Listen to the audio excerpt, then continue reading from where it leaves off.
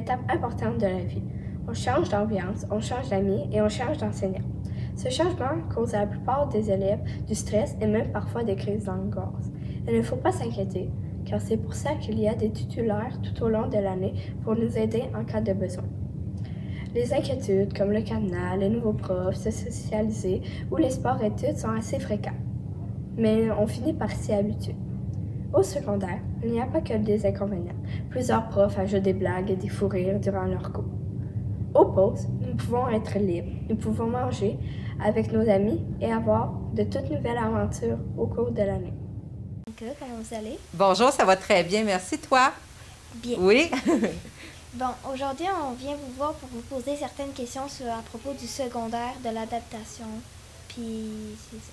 Bien, parfait, ça va me faire plaisir de te répondre. Okay. La première question, c'est quel est votre rôle dans l'école? OK. Mon rôle, là, moi, j'ai le plus long titre de l'école. Je pense que je suis animatrice de vie spirituelle et d'engagement communautaire. On appelle ça AVSEC. Fait que ça, c'est le nom de mon titre. Qu'est-ce que je fais concrètement? Bien, premièrement, je m'occupe beaucoup, justement, du passage du primaire au secondaire. Okay. On fait des activités pour que les jeunes viennent se familiariser un petit peu avec les lieux, des petits ateliers. Ensuite de ça, quand les élèves arrivent aussi au secondaire, bien, je suis beaucoup présente avec eux. Okay. J'ai aussi un local là, que j'ouvre à tous les matins, midi, pause, où les jeunes peuvent venir dîner, juste relaxer, jouer à des jeux de société. Mais en début d'année, il y a beaucoup d'élèves de secondaire 1. Ça fait que c'est une partie de mon rôle. Je fais aussi des ateliers de prévention en classe, aussi sur différents sujets. OK. Merci. Voyez-vous parfois des situations qui dégénèrent vers des problèmes plus graves, des blagues qui deviennent parfois de l'intimidation, du sexisme ou bien du racisme?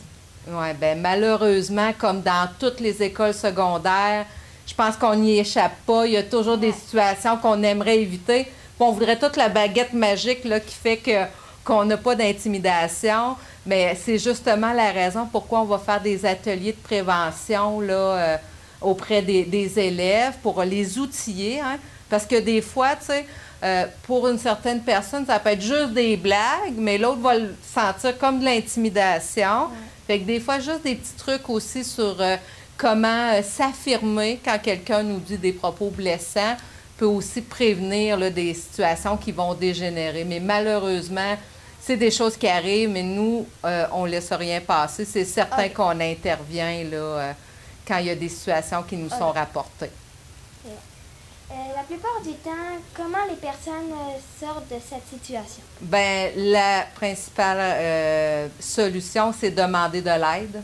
Ouais. Je pense qu'on n'y échappe pas parce qu'il y a certaines situations là, qui vont se dérouler, mais on peut pas tout voir. Hein? On n'a pas des yeux partout dans l'école.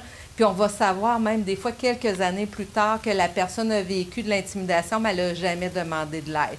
Fait que je pense que la première solution, c'est d'aller demander de l'aide. Aussi, apprendre à s'affirmer, c'est quelque chose qui s'apprend aussi. Ouais. On sait malheureusement que les intimidateurs, ils vont surtout viser des personnes qui ont l'air un peu plus fragiles, des fois un peu plus de difficulté à s'affirmer. Fait que des petits trucs, des fois simples, sur comment s'affirmer va aider là, à prévenir les situations, puis à aider les gens à s'en sortir. OK. Merci. Quels conseils donnez-vous à des personnes qui vivent du sexisme, du racisme ou de l'intimidation? Bien, j'ai l'impression de me répéter un petit peu, mais c'est vraiment de demander de l'aide, d'en parler. Des fois, on peut être gêné là, d'en parler à un enseignant ou à un membre du personnel.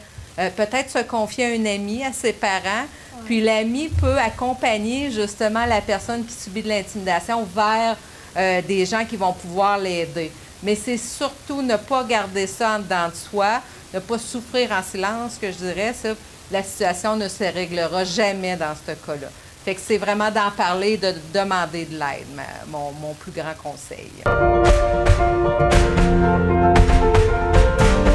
Comment t'es-tu sentie à ta première journée au secondaire? Ben, stressée, c'est sûr. Genre, tu connais personne, t'as pas vraiment de personnes à qui tu peux vraiment parler. Faut que tu t'adaptes, là. Fait que c'est ça, c'est pas mal stressant. As-tu eu de la difficulté à t'adapter au secondaire? En vrai, quand même, parce que genre, il y a beaucoup de personnes, puis tu perds des amis, mais t'en retrouves des nouveaux aussi. Et à la fin, ça finit genre que tu finis par te trouver des amis, tu finis par t'adapter, mais c'est un tout nouvel environnement secondaire comparé au primaire. Beaucoup plus de liberté. Parce que mon école était vraiment grande, puis moi, c'était une école privée, ouais. Puis tu voyais bien que privé, c'est pas pareil que public, parce que faut que tes résultats soient plus grands, faut que tu t'adaptes. Puis, ben, s'adapter, comme si, mettons, tu vas être exempté à la fin de l'année, faut que tu aies des bons résultats tout au long de l'année, puis faut que tu te forces. Ou si tu fais un mauvais départ, ce que j'ai fait, faut que tu t'adaptes au cours de l'année pour avoir des meilleurs résultats pour essayer d'être exempté ou juste passer ton année. Quand des situations déplaisantes te sont arrivées vers qui t'es-tu tourné? Ben, ça dépend, mais surtout vers des amis, la famille. Ça aussi, c'est incroyable important parce qu'ils sont là pour vous, puis c'est ça. Mais sinon, si c'est un peu plus sur mental et tout, psychologue, parce que, puis les personnes comme ça, genre les infirmiers, quand même, ben ils sont là pour ça, ils sont payés pour ça. Fait que c'est comme les meilleures personnes à qui tu peux te confier, puis avec qui tu peux aller chercher de l'aide. J'ai eu des problèmes pendant l'année, puis j'ai trouvé des personnes qui ont pu me conseiller, comme il y a eu mon frère, puis mon frère, ben il y a des amis que je m'entends bien avec, puis que je côtoie beaucoup, puis que sont quand même cool, sont sympas avec moi. Des inconvénients en secondaire.